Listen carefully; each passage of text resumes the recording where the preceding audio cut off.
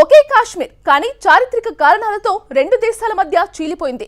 భారత్లో అంతర్భాగంగా ఉన్న జమ్మూ కాశ్మీర్ అభివృద్ధి పదంలో దూసుకుపోతుంటే పాకిస్తాన్ ఆక్రమిత కాంగ్రెస్ మాత్రం దోపిడీకి గురవుతోంది. ఆర్టికల్ 370 రద్దు తర్వాత ఉగ్రవాదం తగ్గుముఖం పట్టి జమ్మూ కాశ్మీర్లో పెట్టుబడులు, మౌలిక సదుపాయాల కల్పన భారీగా పెరిగింది.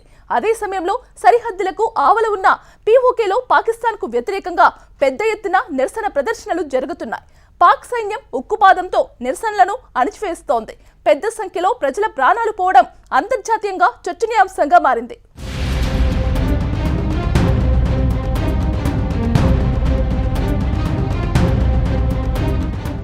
భారతదేశాన్ని వర్ణించేందుకు ఆసేతు హిమాచలం అనే పదం వాడతారు.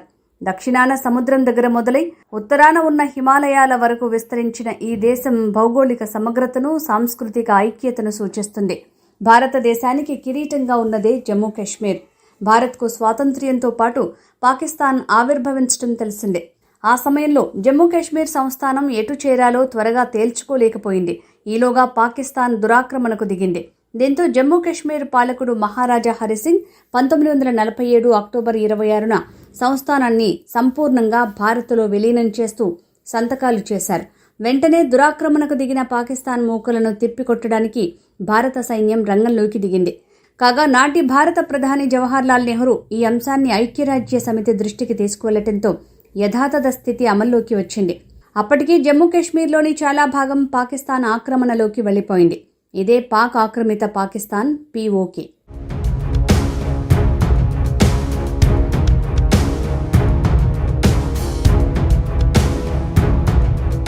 పీఓకేలో మీర్పూర్, ముజఫరాబాద్, గిల్గిత్ బాల్టిస్తాన్ భాగాలు. పాకిస్తాన్ దీన్ని ఆజాద్ జమ్మూ అండ్ కాశ్మీర్గా పిలుస్తుంది.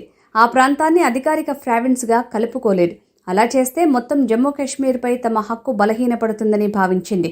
ఈ ప్రాంతాన్ని స్వయం ప్రతిపత్తి కలిగిన ప్రాంతంలా ప్రపంచానికి చూపించే వ్యూహాన్ని అమలు చేసింది. 1949 కరాచీ ఒప్పందం ద్వారా రక్షణ, విదేశాంగం, సమాచార వ్యవస్థ వంటి కీలక అధికారాలను పాకిస్తాన్ తన చేతుల్లోకి తీసుకుంది.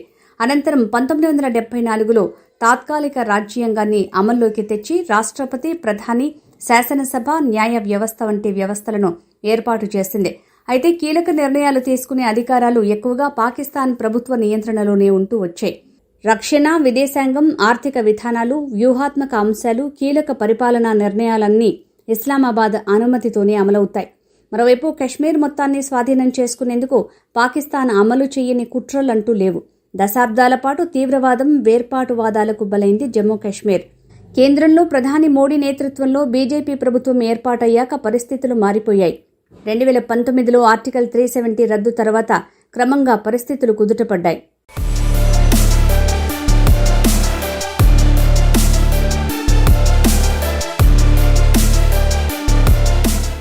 జమ్మూ కాశ్మీర్లో మౌలిక సదుపాయాల కల్పన భారీగా పెరిగింది.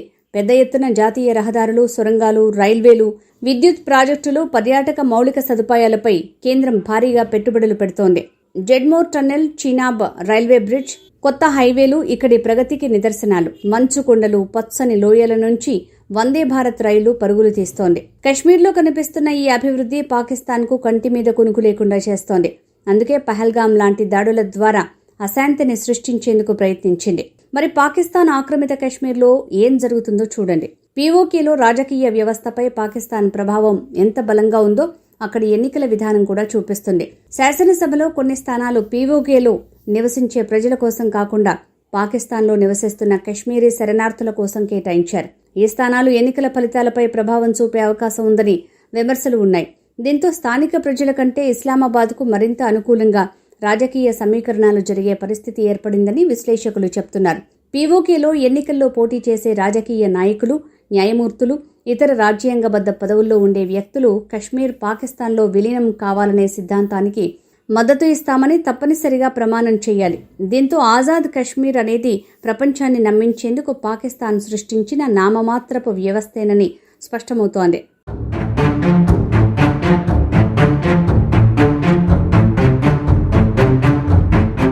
పాకిస్తాన్ ప్రభుత్వం మొదటి నుంచి ఈ ప్రాంత వనరులను దోచుకుంటూనే ఉంది.